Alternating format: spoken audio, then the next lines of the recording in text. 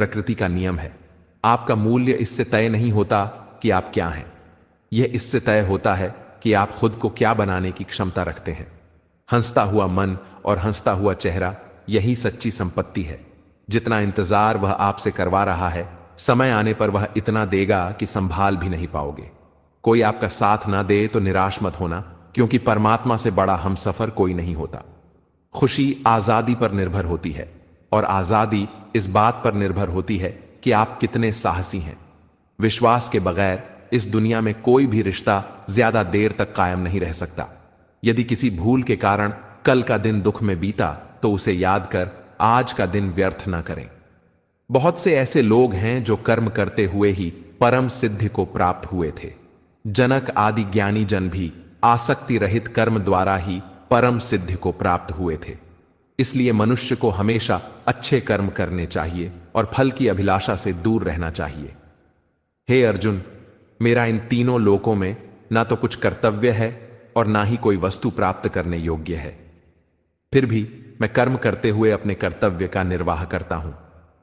श्री कृष्ण कहते हैं, हे पार्थ, यदि मैं कर्मों को करने में सावधानी ना बरतूं तो बड़ा अनर्थ हो जाएगा, क्योंकि मनुष्य सब प्रकार से मेरे ही मार्ग का अनुसरण करते हैं। इस दुनिया में हारे हुए इंसान की तकलीफ में पड़े हुए इंसान की कोई मदद नहीं करता, और अगर कोई इंसान थोड़ा सा सफल हो जाए तो उससे कोई खुश नहीं होता। इसीलिए अपना दुख किसी को बताओ मत और अपनी खुशी किसी के आगे जताओ मत। मनुष्य का आहार हमेशा सात्विक और संतुलित होना चाहिए। जिस इंसान को यह समझ नहीं कि क्या खाना चाहिए, कितना खाना चाहिए, कहां खाना चाहिए और कैसे खाना चाहिए, वह परमात्मा को कभी नहीं पा सकता। जो मंदबुद्धि मनुष्य सिर्फ दिखावे के लिए कहता है कि उसने समस्त इंद्रियों को वश में कर लिया है, परंतु वह मन ही मन उन इंद्रियों के विषयों का चिंतन करता रहता है, वह मनुष्य मिथ्याचारी अर्थात दंभी कहा जाता है। जो पुरुष परंपरा से नहीं चलता, सृष्टि चक्र के नियमों का पालन नहीं करता, अर्थात अपने कर्तव्य का पालन नहीं करता, वह इंद्रियों के द्वारा भोगों को भोगने वाला पापी पुरुष व्यर्थ ही जीता है। परंतु जो मनुष्य आत्मा में ही रमण करने वाला और आत्मा में ही तृप्त तथा आत्मा में ही संतुष्ट हो, उसके लिए कोई कर्तव्य नहीं है। आत्मा का मतलब यहां सबसे बड़ा सच है, और जो सत्य को समझता है, सत्य में ही खुश होकर सत्य में ही रहता है, उसके लिए कोई कर्तव्य नहीं है। लेकिन ऐसा कोई लाखों करोड़ों में एक होता है। उस महापुरुष का इस विश्व में ना तो कर्म करने से कोई प्रयोजन रहता है और ना कर्मों के ना करने से ही कोई प्रयोजन रहता है, तथा संपूर्ण प्राणियों में भी इसका स्वार्थ से कोई संबंध नहीं रहता। कहने का सीधा मतलब है जिसे परमात्मा मिल चुका है। श्रीमद् भागवत गीता में श्री कृष्ण कहते हैं, असली शक्ति केवल बाहरी विजय में नहीं बल्कि भीतर की स्थिरता में है। जब परिस्थितियां विपरीत हों और सब कुछ अस्थिर लगे, तब भी यदि तुम्हारा मन शांत और अडिग है तो समझो कि तुम्हारे पास वास्तविक शक्ति है। बाहरी परिस्थितियां केवल अस्थायी हैं, लेकिन आंतरिक संतुलन तुम्हें अडिग रखता है। मनुष्य का सबसे बड़ा शत्रु उसका खुद का अहंकार और लालसा है। यह दोनों धीरे धीरे आत्मा को कमजोर कर देते हैं। लेकिन जब तुम स्वयं को नियंत्रित करना सीखते हो, अपने मन को संयमित करते हो और लालसा और अहंकार से मुक्त हो जाते हो, तब तुम्हारा जीवन सरल, सुंदर और सशक्त बन जाता है। सच्चा प्रेम केवल पाने का नाम नहीं है, यह देने का नाम है। बिना शर्त प्रेम करने वाला व्यक्ति ही वास्तविक आनंद और शांति का अनुभव करता है। प्रेम में स्वार्थ नहीं, केवल सेवा और समर्पण होना चाहिए। यही शक्ति है जो रिश्तों को समय और परिस्थिति से परे अटूट बनाती है। अकेलापन कभी कमजोरी नहीं है, बल्कि आत्मा की खोज का अवसर है। अकेले रहकर तुम्हें अपने भीतर की आवाज सुनने, अपनी असली क्षमता पहचानने और अपने डर और कमजोरियों का सामना करने का समय मिलता है। भीड़ के पीछे चलना आसान है, लेकिन अपनी राह खुद बनाना ही असली साहस है। श्री कृष्ण कहते हैं, देते हैं, हर असफलता जीवन का शिक्षक है।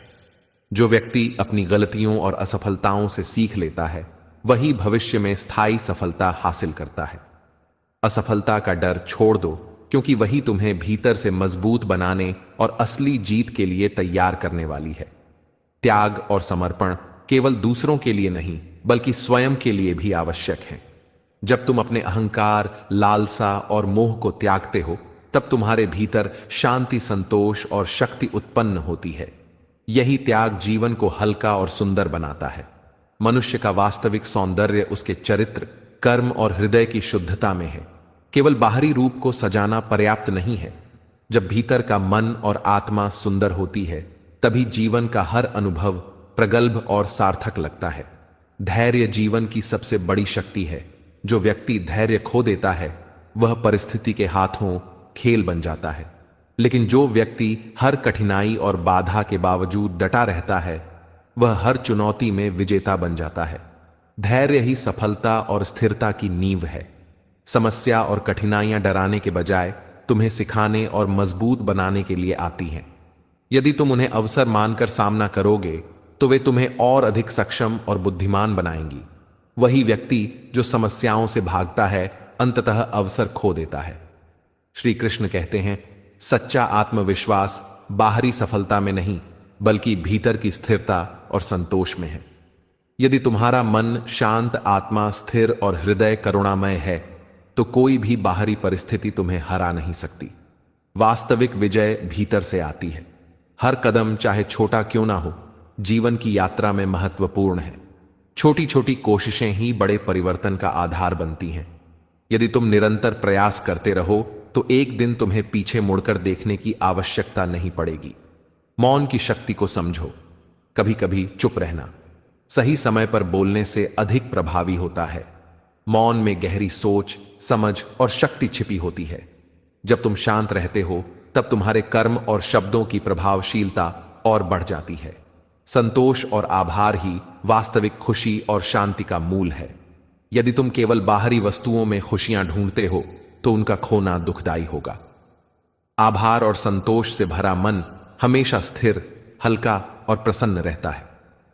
अपनी गलतियों और विफलताओं को स्वीकार करना ही आत्म सुधार और विकास की नींव है। जब तक तुम स्वयं की कमियों को नहीं देखोगे और उन्हें सुधारने का प्रयास नहीं करोगे, तब तक तुम्हारा विकास अधूरा रहेगा। श्री कृष्ण कहते हैं, हर अनुभव, चाहे सुखद हो या दुखद, तुम्हें जीवन का पाठ पढ़ाने के लिए आता है। जो व्यक्ति हर अनुभव को स्वीकार करता है, वही बुद्धिमान बनता है। अनुभव केवल जीवन की किताब का पन्ना नहीं, बल्कि वह शिक्षक है जो हमेशा तुम्हारे साथ है।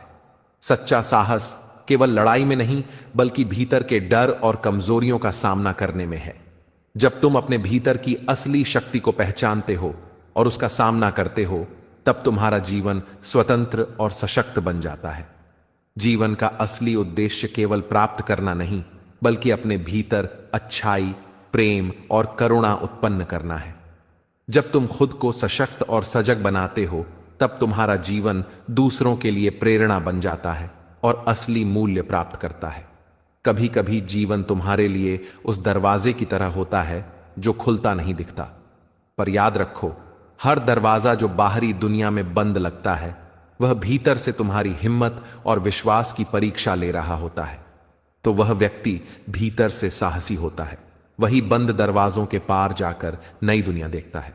डर, असफलता, निराशा, यह सब केवल संकेत हैं कि तुम अभी अपनी शक्ति पहचानने वाले हो। मनुष्य की असली लड़ाई हमेशा बाहर की दुनिया से नहीं होती, बल्कि अपने भीतर के अव्यवस्थित विचारों, अपने अहंकार और अपने डर से होती है। जब तुम अपने मन को शांत करते हो और अपने भीतर की आवाज सुनते हो, तभी तुम्हें समझ में आता है कि असली विजय केवल बाहरी जीत से नहीं, बल्कि अपने आप को जीतने से मिलती है। कभी अपने दुख को दूसरों की अपेक्षाओं के अनुसार न तोलो। तुम्हारा दर्द केवल तुम्हारा है और उसे केवल तुम ही समझ सकते हो। दूसरों के समझने की कोशिश में अपना समय मत गवाओ। तुम्हारा अनुभव, तुम्हारी पीड़ा और तुम्हारा मौन, यही तुम्हारे असली शिक्षक हैं। श्री कृष्ण कहते हैं, खुद को पहचानो और अपनी अनोखी पहचान पर गर्व करो।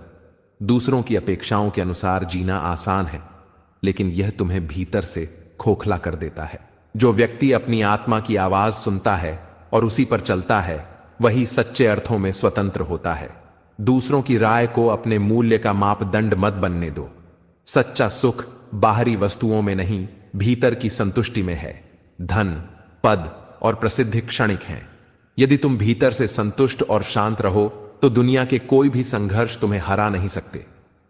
संतोष और आभार से भरा मन ही सबसे बड़ा खजाना है। दूसरों को माफ करना केवल उनका नहीं, तुम्हारे लिए भी महत्वपूर्ण है। जो व्यक्ति अपने हृदय से कड़वाहट और क्रोध को निकाल देता है, वह भीतर से हल्का और मुक्त हो जाता है। क्षमा केवल दूसरों को छोड़ना नहीं है, बल्कि अपने आप को बोझ मुक्त करना है। असफलता जीवन का हिस्सा है और यह तुम्हें कमजोर नहीं, बल्कि मजबूत बनाती है। हार को अंतिम ना मानो, बल्कि इसे सीख और अनुभव का माध्यम समझो। हर बार गिरने के बाद उठना ही असली विजय है।